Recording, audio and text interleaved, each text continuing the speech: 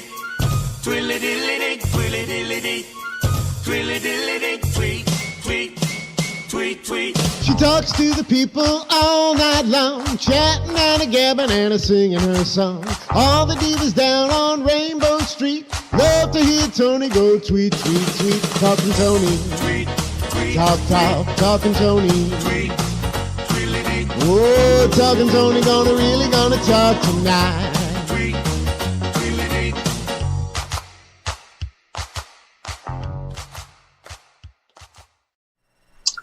Hello, everyone. Welcome to another episode of Talking Toni. I'm Toni Holmperm, the singing diva of Long Island, right here on Strong Island Radio on the Strong Island Entertainment Network. And joining me today, words fail me with this person. She is incredible. She's been an idol of mine for going on almost 20 years now. The one and only Ariel Sinclair. Hello. Well, hello, Toni Holmperm. Hello, Ariel. Ariel. TV land. So nice to see everybody with their masks on. Yes. Yeah. We want to see everybody like that. Yeah, we're mask free. It's good for drag queens, Yes, it is. You don't have You to do don't the see- bottom half of your face. and you don't see the horrible lip syncing. That's right. You don't get clocked on your lip sync. But I sing live, girl. I can't get away with it. I know Well. you're a very great singer. Thank you so much. Thank you so You're much. welcome.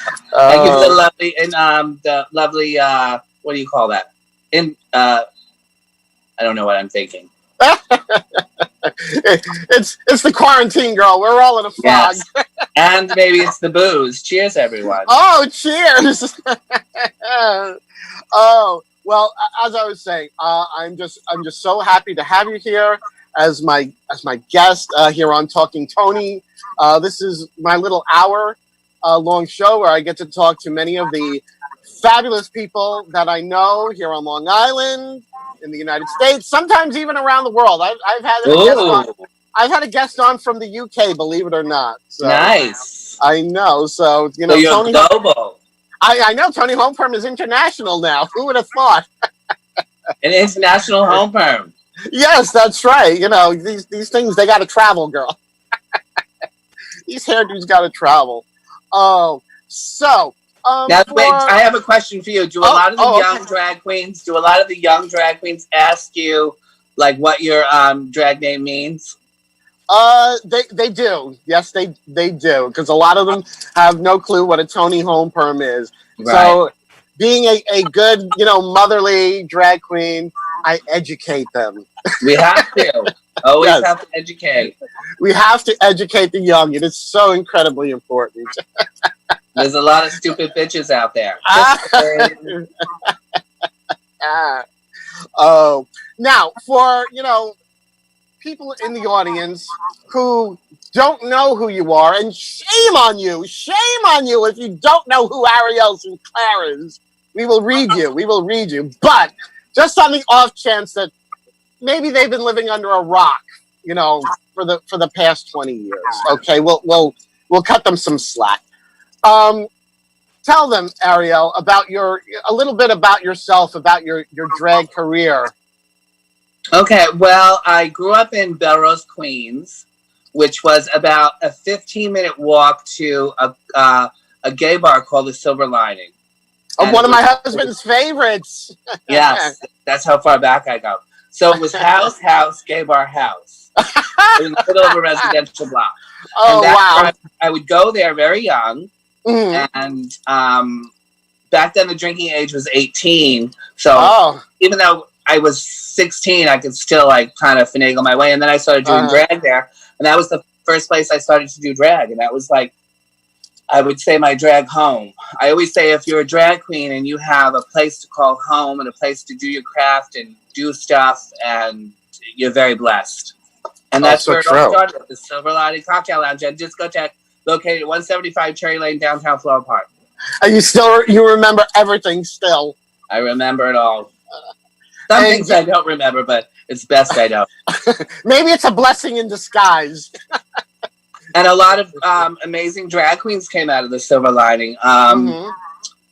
Jenna Jared, she was popular in Long Island for a while. Madison and all those girls, they always worked at the Silver Lining. Peaches, she passed away. But she was I remember Peaches, yes. Yeah, she was amazing. Yes. Leslie Rage, she was a Miss Gay America. She passed on. So many great drag queens came out of that place because it was just, you went there and that's what you did. You loved the drag. It wasn't about money. It wasn't about getting paid. And, you know, it was about just like, oh my God, I got to learn this song because I'm so excited to be on stage. And, you know, and just the love of the craft of drag. And you were only 16 when you started, you said. 16. And of course, it always starts with Halloween. You know? Of course, yeah. Drag for Halloween, you're like, that's it. I created a monster. And then I've been doing drag ever since, you know? And I always said to myself, once I feel like, oh, this is too much, I hate this is annoying, I don't want to do this anymore, I'm going to stop doing it. And I never felt that way, honestly. I mean, it's a pain in the ass sometimes, you know, when I'm running around the pool in drag. Of course, yeah. In tights and it's, you know, August and you're boiling. But, you know, there's so many great other things that you get back from that. Oh, so true, so true. I mean, hearing, you know, the appreciation from an audience, I mean, there's nothing like that. I think, you know, for like drag queens, that's kind of our drug, is the applause. Applause, applause, applause. Applause, applause, applause. Now, as a 16-year-old doing drag, did your family know? They kind of knew. I mean, I was leaving the house and coming home, like, you know, late hours and, you know, but once I became, like, I think I moved out of the house at 18 because it was a little too much. It was like, they'd be like, I saw your brother in drag. Oh. It was a lot for my family, but we've come full circle. My family is so supportive now. And let me ask you, where, because people, you know, because you were asking me about my drag name, Toni Holmperm, where did you come up with Ariel Sinclair? Well, originally, when I first started, you know, dressing up and stuff, the name was Erica because I loved Erica from All My Children. Oh, Erica, yes. Like, I need something a little different than that. And then me and my friend were just like coming up with names, and he said, how about Ariel? Ariel's a Greek archangel. And I said, oh, I like that, Ariel. So for a while, I was just Ariel. And this was before The Little Mermaid, so I had it before that fish did.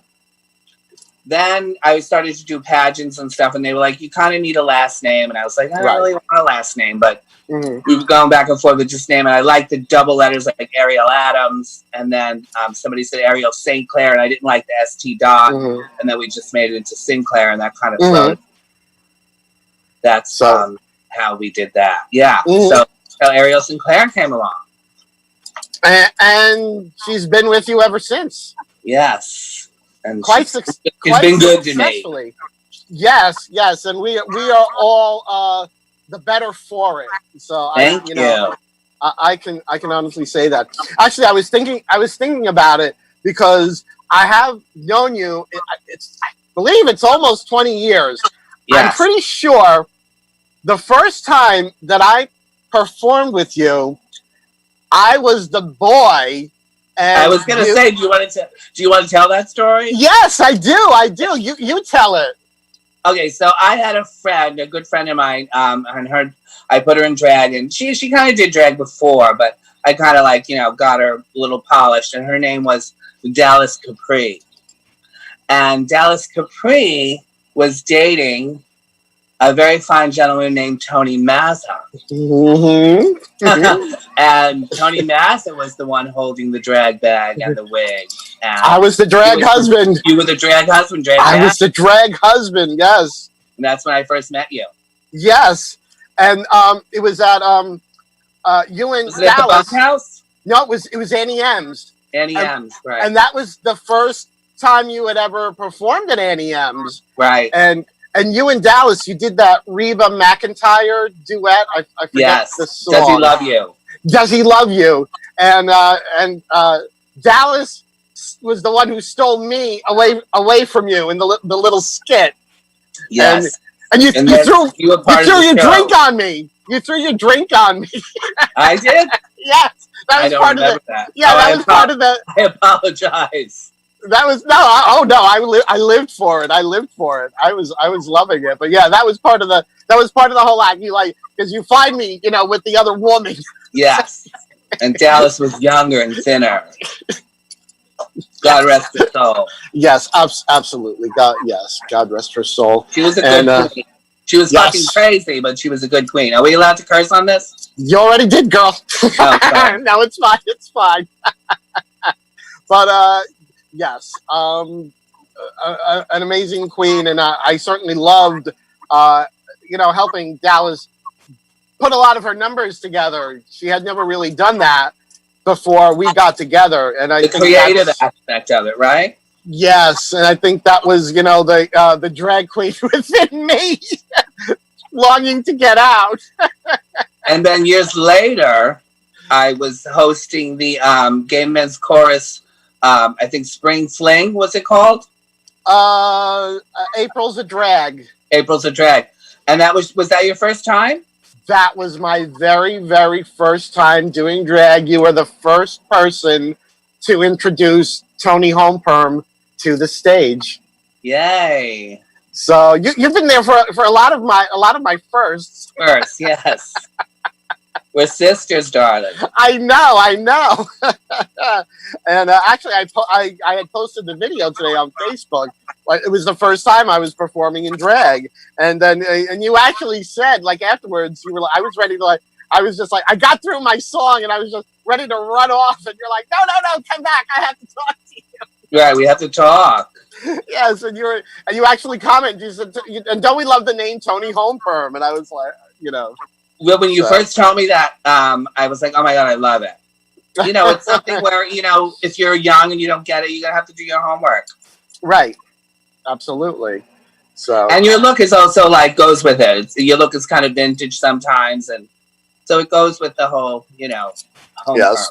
Well, my husband loves to tease a wig. Sure. And let me tell you something. He does a fabulous job. God bless Frank. I know. That's the one thing. Even throughout this quarantine, he's been busy. He's been busy doing wigs. So, thank goodness for that. Well, queens need wigs. Yes, they do. They do. Now, speaking of first times, when was the first time you went to Fire Island? I would have to say, I'm trying to think. It might have been 1985. I didn't start working there until 94. But I would go there all the time and, do the pool shows and stuff. Mm-hmm. I believe it was 85. I went and I did Miss Fire Island, and I was a mess. It was a nightmare. I wasn't, I think, a lot of drag queens nowadays, they have the tutorials where they can watch how to do makeup and yes, and, watch all the drag race. They can watch drag race and oh, okay, I want to be like her or whatever. Right. We didn't have that back in the day. We just had each other. So you liked something, you watched another queen and you looked at her makeup and you're like, okay. And I always say the more you do it, the better you get. That's my advice always to somebody that wants to do drag. So true. Got to do it. Yes, absolutely. You can't just be like, I want to do drag. No. And expect $1,000. That's not how it works. No. And even sometimes when you're at the top of your game, you're not getting $1,000. Right. And also it's yes, when I first started doing drag, I did drag for free for years just because I loved it. Right. And it was back in the day, it was, all we did was AIDS benefits because people were dying. Right. So true. So that's, of course, then as it became a career for me, it's you got paid and whatever, and it became a job. But I still do, it's not about the money. I still do shows for free and, stuff like this and, whatever. Right. You gotta love it. Absolutely. Absolutely. So, going back to, those early days of doing drag, I always say how, you were, you've always been one of my idols as to, what a professional drag queen should be. Not only in look, but always, always so professional. You're always at the gig on time.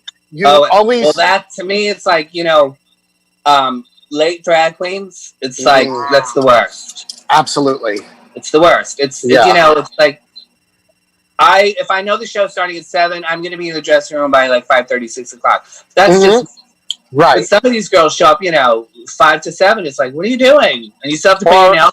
What are you doing? Right, or the show's already started and they're showing up, and they're running in with all their bags and 500 people behind. Yes, I don't know how, but as you are such an inspiration to me, back in the day, who were your inspirations as far as doing drag? Well, my biggest inspiration, and she's my dear sister till this day, is Jessie Volt. He was, and Peaches, God rest her soul. But yes. Jessie Volt, we became. I idolized her, and I was like, "This is the way I want to do this," because she was so professional. She was so, her craft was so tight. And I said, "That's the way I want to do it." And I still learn from her. We're best friends, and she still teaches me to this day. Incredible. To have a friend like that you're in the same career with and you've been friends with for so long, it's a rarity. Yes, an incredible performer all around. I and remember, again, back then you didn't have Drag Race to look up to like other drag queens that were like on television. Yeah, and I feel like the drag queens that are starting out now, they have a little bit of, an advantage or whatever, because they could watch all these things and, it could be, their drag could be evolve a little quicker, I think. Right. I understand what you're saying. And I think that's why in that time, the concept of a drag mother was so important. Right. Because it was really the only way you were gonna, because you didn't have YouTube tutorials to teach you how to color correct 5 o'clock shadow and how to block your brows and things like that. So I feel like I said before, I was like, the more you do it, the better you get at it. So yes. I was hideous when I first started. I was a nightmare. But as I got a little couple down the road, it was like, okay, I can do this. It's not so bad. And then you learn a few here and there, and you always learn something different. Yes. Now there's so many fun palettes to buy. Oh, palettes! That's my Achilles heel. that I know. You have a million palettes. I have a million palettes, girl. That's like all the other queens on Long Island. They all know. They're like, no one has more palettes than Toni Homeperm. Okay, question, Toni Homeperm. What would you say is your favorite palette and why? My favorite palette is it's not one you really can buy in stores. It comes from the UK. It's the Stacey Marie XXL Carnival palette. It's a UK import.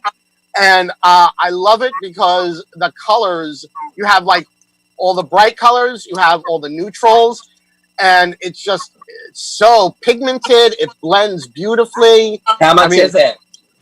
I think like with the customs and shipping, it was about $70. Not a cheap palette. Right. But not my most. How long have you had it? Yes. I think I've had it about a year.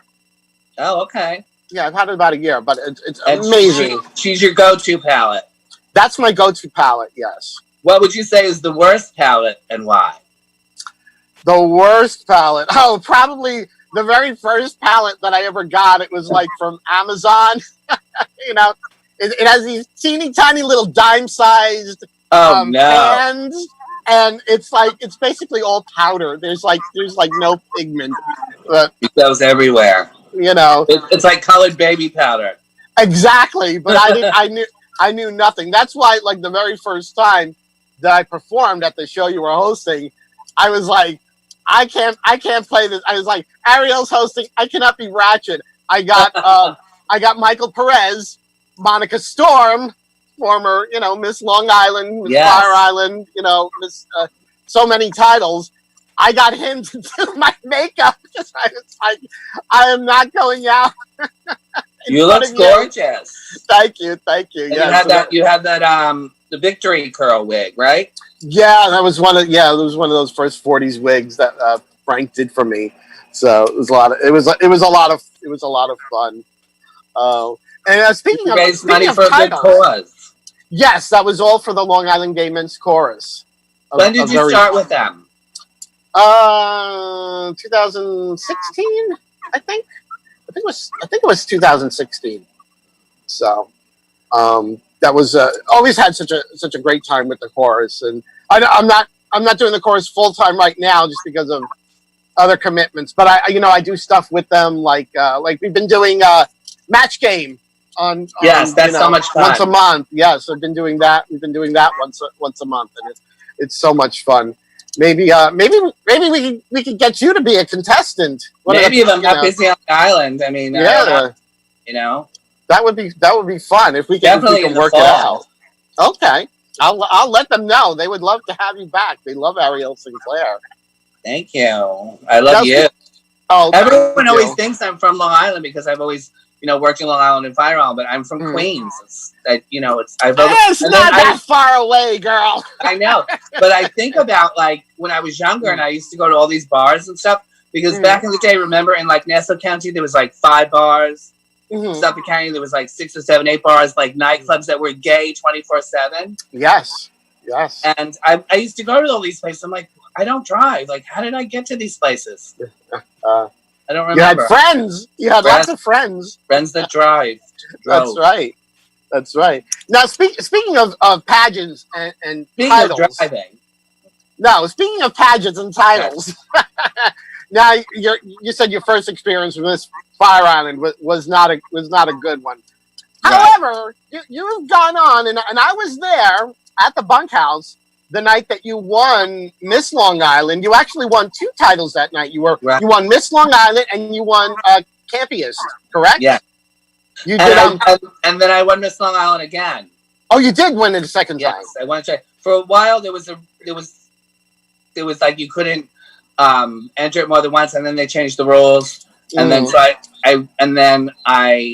Miss Long Island used to be just the walk in like a dress. And then they changed it to performer. Miss Long Island was the performer. Right. So I won it twice, and then I started hosting it. And now where is it?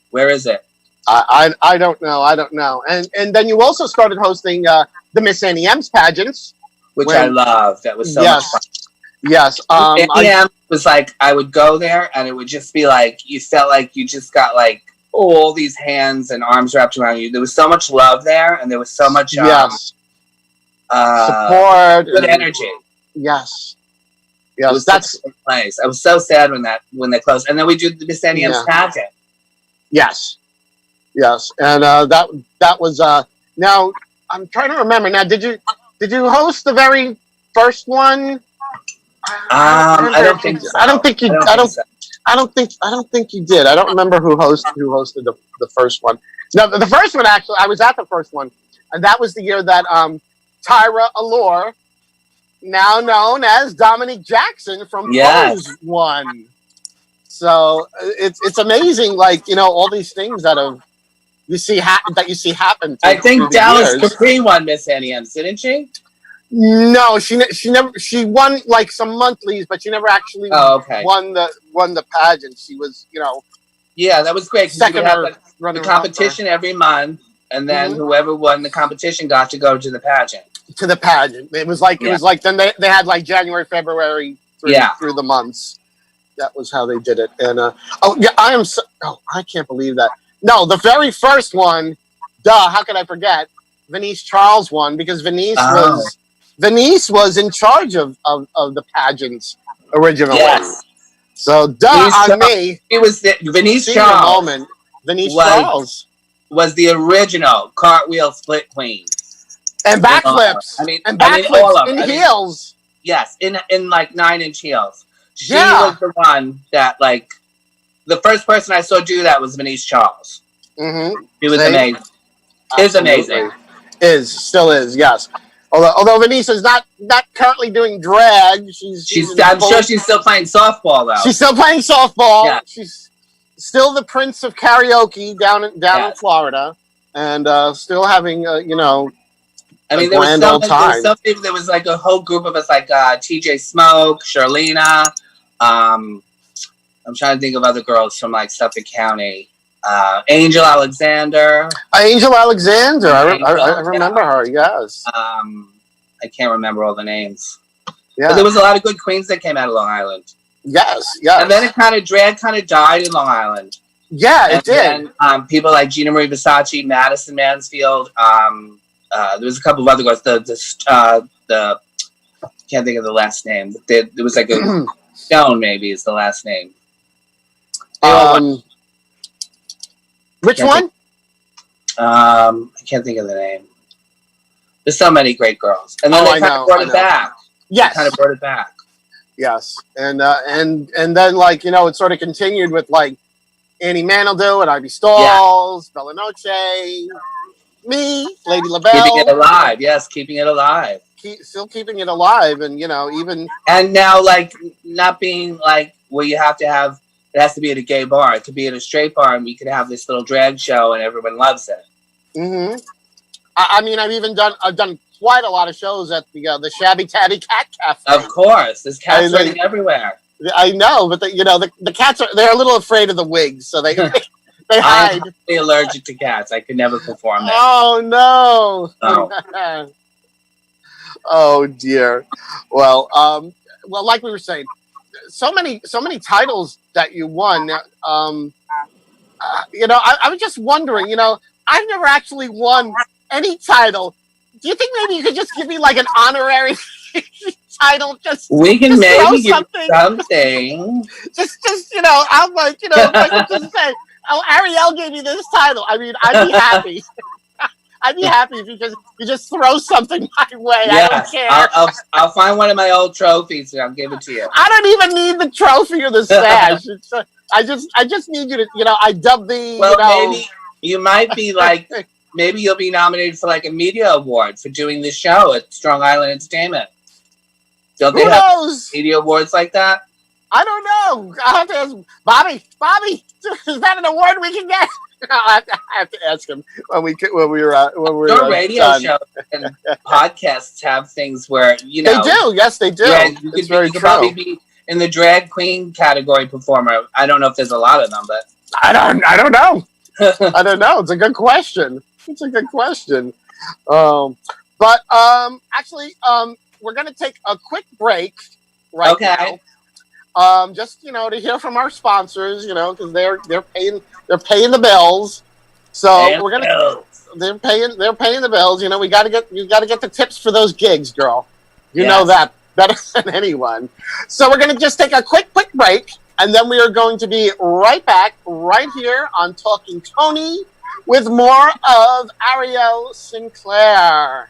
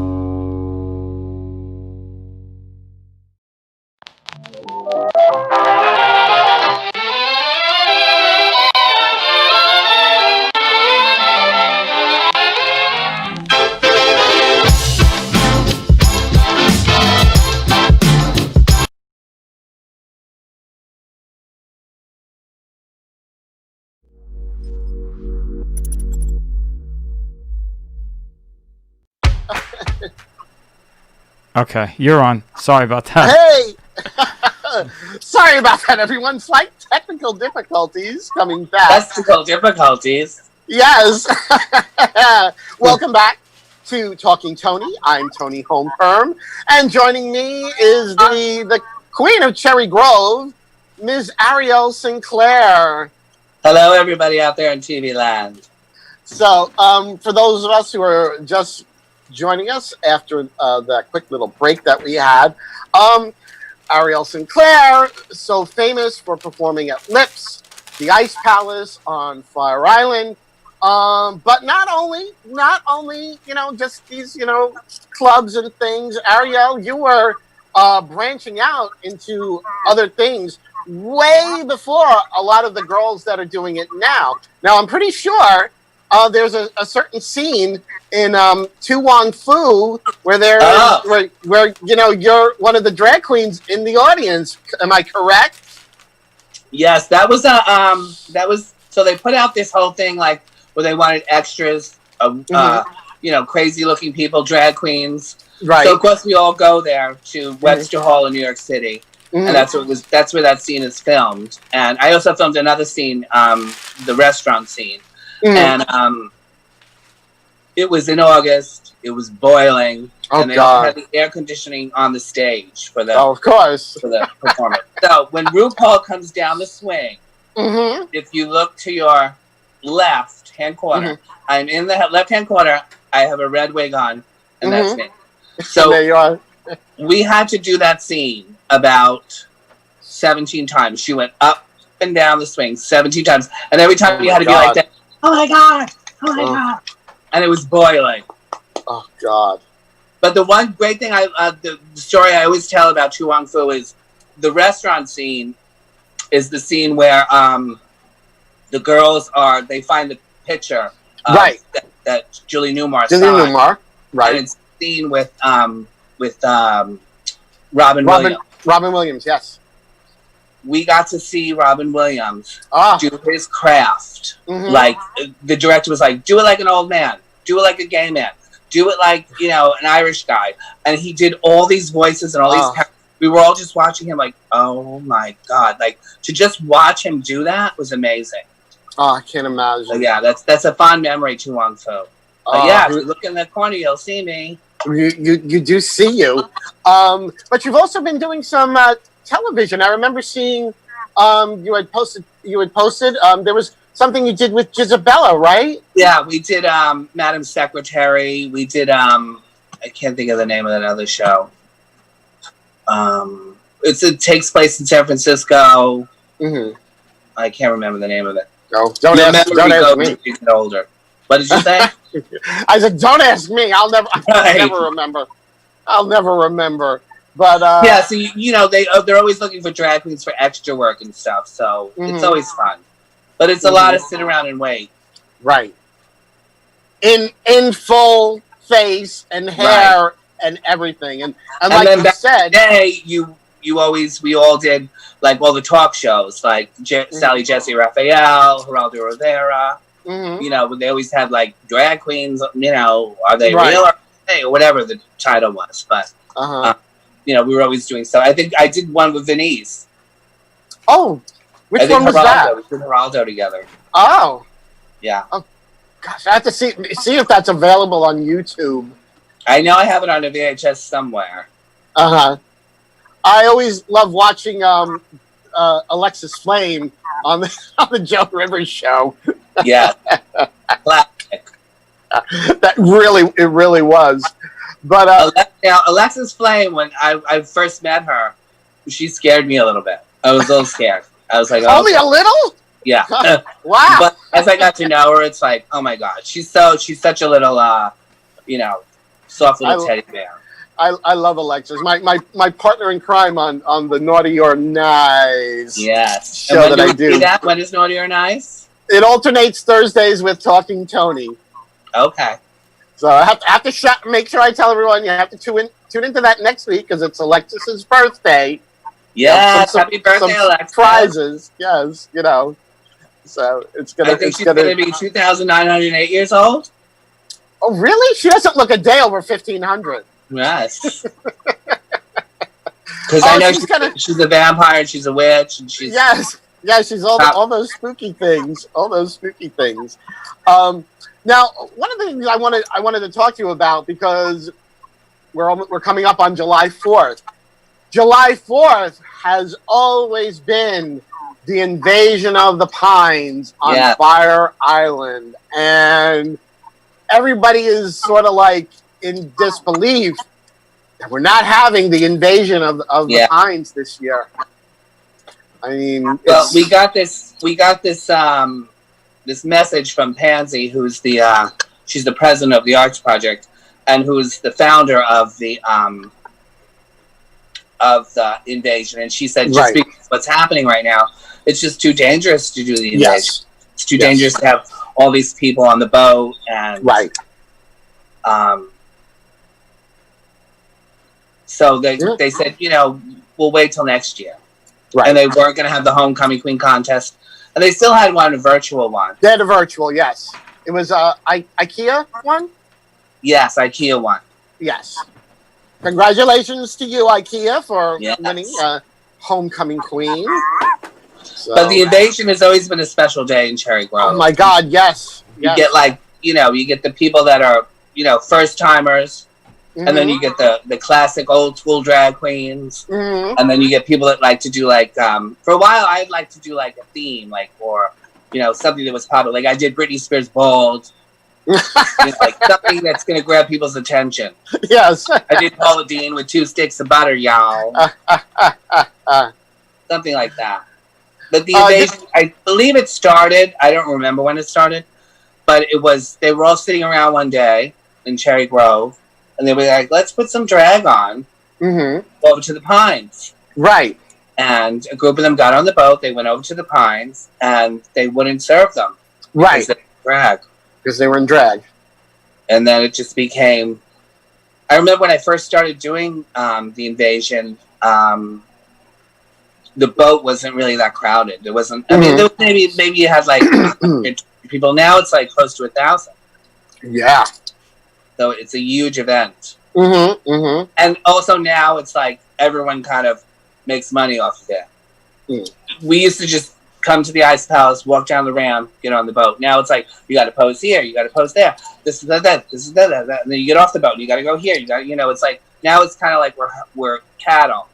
It was a little more fun years ago. Now it's a little more, what's the word? Regimented? Yeah. I think it's a little less fun. Now what I do, if I do get on the boat, which is, I don't do it all the time, I get off and I get right on the water taxi and go right back to the Grove. Well, one of the highlights for me, excuse me, is, you know, coming back from the Pines and, you know, going to the Ice Palace and then walking around the pool and our 4th of July Invasion fashion show. Yeah. And you get a little shout out, your name out there. And another thing that I don't know, do we know anything about Miss Fire Island this year? Because that's another event that you're one of the hostesses. I mean, I think the Ice Palace opened today, and this weekend we're going to have some pool shows. I'll be doing the pool show on Sunday, and of course we're going to be like 12 feet apart. From the audience, and you know, we just have to figure out. It's all trial and error. You have to figure out what works, what doesn't work. Absolutely. They've been doing shows at Cherries, so it's I guess it's working. Yeah, it seems to be. So who knows? It seems like every day it's like you just got to take it a day at a time. And see. Yeah, I mean, it was scary for a while. It's still very scary. Very scary. So, because, I mean, normally you would be working at Lips, correct? Yeah. More in the downtime? Friday, yes. Friday and Saturday I work at Lips, but I think Lips is, a lot of us got sick from Lips, and I think it's because, you know, it was because of, you know, Lips was open, and it was, we didn't know about the, you know, 6 feet apart and all that stuff. Right. And then all of a sudden it just was like, it just started snowballing. It was like, oh my God. And then everyone just got sick. Yeah. Yeah. So, but fortunately, I can still do this. Yes. Well, this is amazing. Like, you see how many girls and how many drag queens are like, okay, I could do this in my living room, or I can get a fabulous backdrop and make it really fun. Fabulous backdrop. Yes, really fun. I mean, I was actually pretty lucky because, like, my wig stylist is my husband, so I've had no problems, as far as hair. Absolutely, your hair always looks fabulous. But, well, I can't take any credit for it. Thank you, Frank. Thank you, Frank. It's all him. It's all. Well, he does a lot of the girls' hair. Yes, he does so many performers' hair. Excuse me. He did a wig for you once. I remember. Yeah, he did the wig for the April Fling thing. Yes, for April's a Drag. Yes, I loved it. I mean, I'm so honored. He's done wigs for so many performers here on Long Island, and you know what's good about it? It's like it'll last. It's a good tease. It's a fabulous style, and it'll last. It's not like you'll wear it once and it'll be like plop. No, Good. If the girl takes care of it, some girls, if you're gonna rip it off and just toss it. Well, yeah, she's not gonna. She may not hold up. Yeah. I mean, lace front wigs. I was like, what? Wait, what? I have to get like a solution to take it off, and I'm like, I'm drunk. I'm just gonna rip it off my head. Oh. So, speaking of of lace front wigs and ripping them off, I really want to know, because you've experienced so many shows in so many places. What's one of the craziest things that ever happened to you in drag? Wow, there's so many. I'm sure, but let's go to the most memorable. I'm trying to think right now, the most memorable.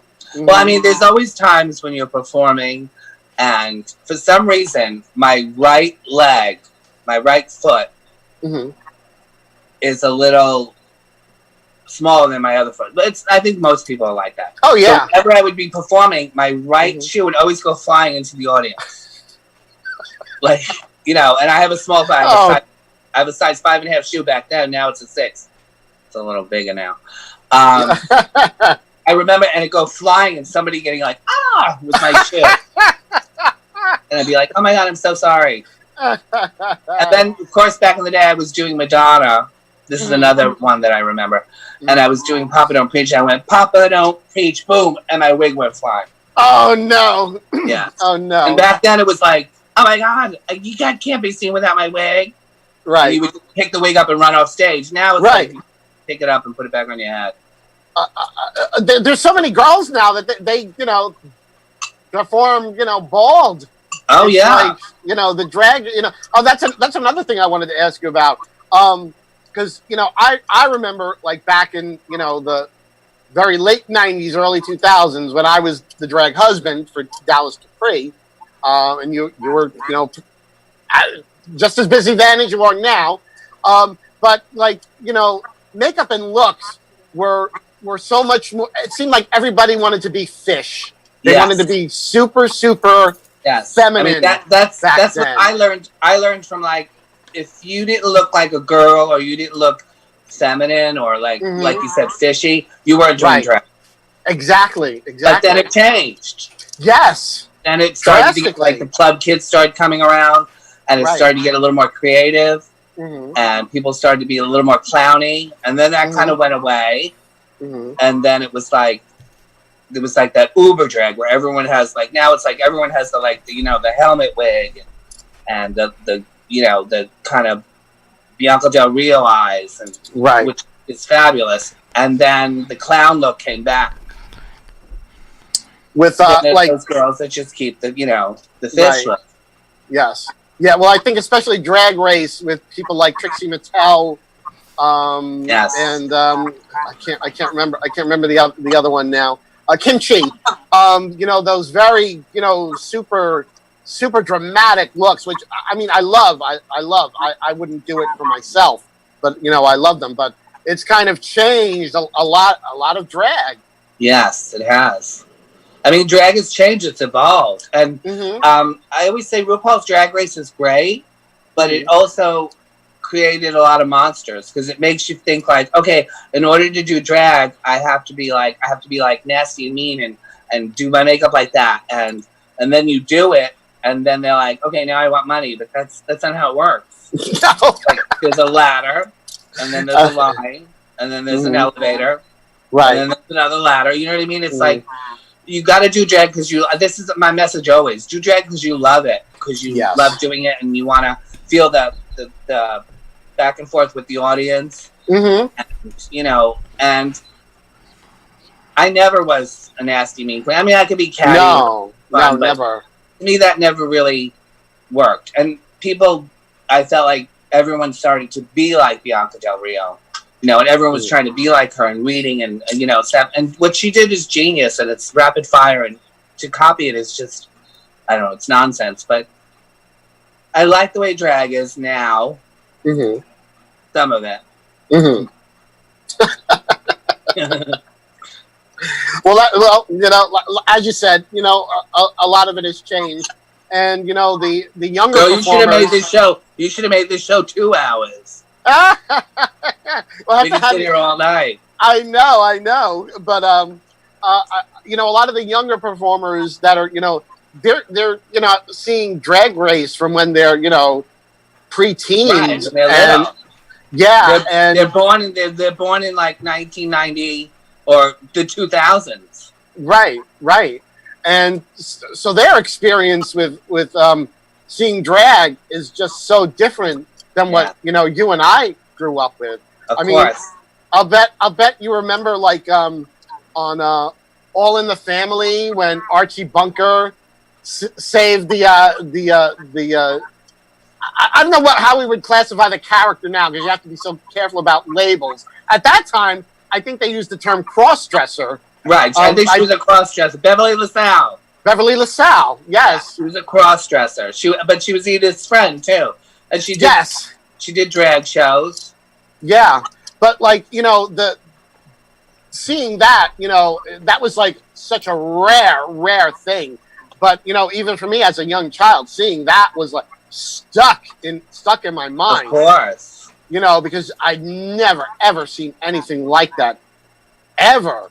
And, you know, and it was such a credit to the makers of that show that they presented the character, you know, as like a real human being, and it wasn't like an object of derision or ridicule. Yes. I mean, so, you know, and I really always try to say groundbreaking to the young drag queens, you know, be humble, be kind, you know, spread the love, spread it all around. Like, you know, to be mean and nasty is not going to get you anywhere. I mean, it might be fun on stage to be like catty and whatever, but you know, you still have to be humble. It's very true. And you know, help each other and you know, learn to be the best that you could be. That's going to make everyone else the best that they can be. You know, that's always my advice. You know, and correct me if I'm wrong, but you've never been a drag mother to anyone, like. I'm much too young to have children. Tony. Well, of course, I know. Unfortunately for me, my eggs have all dried up, so there's no chance of that. But you know, I have some. I have a lot of sisters, and I have a kid sister, Celine Dijon. She's my kid. Celine, I love Celine. Celine was also in the Long Island Gay Men's Chorus. Yes. But you've never actually been like a, you know, full-fledged, like, you know, drag mother to somebody. But I mean, I've definitely helped. I mean, I definitely, back in the day, I've had Jenna Jarrett was one of my drag daughters, and so was Alexis Delamere. Do you remember her? Yes, he was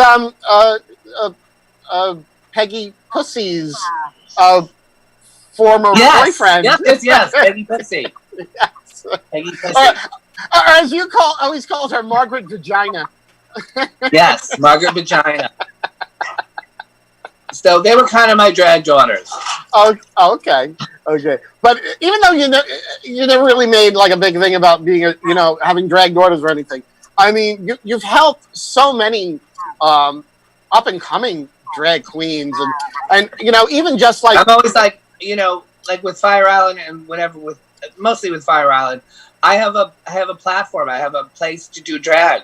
So if you want to come and do drag, come in, do it. It's like, I say to people, this is the first time doing drag, or, she's a new girl or whatever. And that's how you do it. And when they come off stage and you see their face like, oh my God, and how much they loved it, that just makes me so happy, Yes. That was me when I did your, the Palace Princess. Yeah. Palace Princess contest that you were doing. I had I think that was 2 years ago. The show that I did, it was me and Bella Noche. We were the only two, and that was my first time ever entering any kind of a contest, and I was scared to death. But you made me feel so comfortable, and the audience loved you. They loved Bella too. Yes, they did, more than me because she won. Sorry, I was fine. I was fine with it. I was actually, I told her I said, I'm so happy. You're my sister. I'm very happy for you, and I'm even more happy because I know I don't have to come back next week and compete against Ivy Stalls. Because Ivy was one of the finalists. So I was yes. So I was you have to come back and compete against Ivy, not me. Ivy, Animan will do, Bella Noche, you. Yes. You're all good. You're all good girls. Thank you. Yes. Well, we're all friends. We all help each other. Yeah. So that's one of the great things about Long Island Drag now is we all help each other. It's like a girl she'll contact me oh girl, do you think your husband could I've got this gig that came up in 2 days. Could your husband possibly, fix this wig for me? I'm and I'm Brian, can you fix this wig? She needs it by Saturday. He's yeah, tell her to get it over. But meanwhile, it's a matted ball. It's a matted ball. No, sometimes there is that. Yes, but Frank does magic. He's not known as the wig wizard for nothing. What can I say? So the Ice Palace will be open this weekend. Yes, they're having pool shows. We were doing all the shows outside by the pool, of course, because of COVID-19. Right. So Friday, I believe we had Petty Cash. Mm-hmm. She won something at Miss Fire Island. Saturday is going to be Androgyny hosting the show. She's going to have a lot of guests. Oh, Androgyny. I love Androgyny. Yeah, and Jacqueline Hyde will be her guest. Portia will be out there. And then Sunday I'll have my pool show with a lot of guests. Davita Jones, Victoria Falls, Jacqueline Hyde, Eddie Cash, Portia. So it'll be a fun little drag weekend in Cherry. So how are you gonna handle the dressing room? Oh. That's the problem. We're trying to all be, because the Ice Palace isn't open, so we're going to have to go out into the Ice Palace so that we're all not on top of each other. Mm-hmm. Yeah. Well, you'll work it out. I know you will work it out. I will crack that whip. Yes. It's especially hard for drag queens, because usually we're given I mean the dressing room of the Ice Palace compared to most places is palatial. It's spacious. I mean, some places. I know myself, when I go to a drag show, I lay all my shit out. I'm a mess when I, get ready for the show. So to have to be tight. About how many, I've done a lot of shows where it's you got ready in a closet. Mm-hmm. And it was okay, this is what I got to do. Yeah. And or it's a closet and there's 3 other girls, and that's where you all in have the closet. To change. Yes. Yeah, and it's you gotta get in there, do your change, and then get out, because the next girl is she just got off stage, and she's got to do her change for her next number. I mean, it's drag is not for the faint-hearted. No, you really have to love it. You have to love it, and you have to love having back problems and having your feet hurt. And headaches, and yeah. I think I was talking to Madison Mansfield. I think it was after the parade in the city last year, and we were saying how really, in order to be a drag queen, you just have to get used to being uncomfortable. Exactly. Because like 99% of the time, you are not comfortable. And you just sort of have to be able to turn it off in your brain. It is. It's a mental thing. Like a couple of times last summer when we were doing the pool show, it was so hot, and I would just I would get like to the point where it's like, oh, I'm gonna pass out. Oh, so I would always have a bucket of ice by the lifeguard, and I would just stick my hand in the bucket of ice, and it would kind of revive me a little bit. Right. Yeah. I mean, it takes a lot to do this. It's like it's such a dichotomy because we look like these these beautiful frail creatures, but people don't realize what we have to endure to get to that point. And if they could only see what we look like from the waist down. Oh no, no, especially not on a Zoom call. No. No, we'll get fired. Yes, we'll be in Facebook jail. So, Toni Homeperm, what are you doing for the 4th of July? Nothing really. I'm just gonna be at home, with family. Yes. Not going anywhere. I have to be very careful because of people in the family that have health conditions. So I have to be very. Yes, be very a lot of people think that it's over, and it's not. We still have to be highly concerned about Absolutely. Yeah. Everything. Yeah, because if we're not cautious, if we don't remain cautious, the numbers could spike. And we've seen. But we don't want what's happening in Florida to happen in New York. New York's been really good. We've been good. And Long Island. Yes, we have to remain vigilant, though. Yes. Well, girl, I don't think you'll believe it, but we're almost to the end of the show. I know it's I don't want unheard of. I know. Well, I could stay on with you for hours and hours. Talking about old school and just the old days, but sometimes you have to move forward. True, very true. But it's good. It's also good to educate, and I believe that. Yes. You, Toni Homeperm, you are an educator. Oh, thank you. Well, if I am, it's because you have been an inspiration to me. Thank you. So, as I said, and I always tell my husband always says whenever your name comes up, he's like Ariel Sinclair. It's like just your name. It's like the clouds part, the rainbows come down. He loves you. Sweet. He loves and adores you so much, as do I. I love and adore both of you. Thank you. But tell everyone where they can find you on social media. We know you'll be. Yes, I'm Ariel Sinclair on Facebook. And Instagram, I think I'm Ariel _ no, I think I'm Sinclair _ Ariel. I don't know. Yes, it's because I tagged you today. It's Sinclair _ Ariel. Apparently somebody had Ariel Sinclair on Instagram. How dare they? The nerve! We have to start a petition. Torches. And of course, for the remainder of the season, you'll be at the Ice Palace. Yes, I'll be at the Ice Palace. Hopefully, we're Cherry Grove. Sunday, I'll be starting bingo on Monday. Oh. And, lips. I don't know. Maybe September. We don't know. It's all still challenging. Right. Well, of course, people just need to follow you on Facebook. Yes. And or Instagram to know about the wonderful shows that you'll be doing. So, Toni Homeperm, thank you so much for having me. Thank you so much for being here. Yes, thank you, Strong Island Entertainment.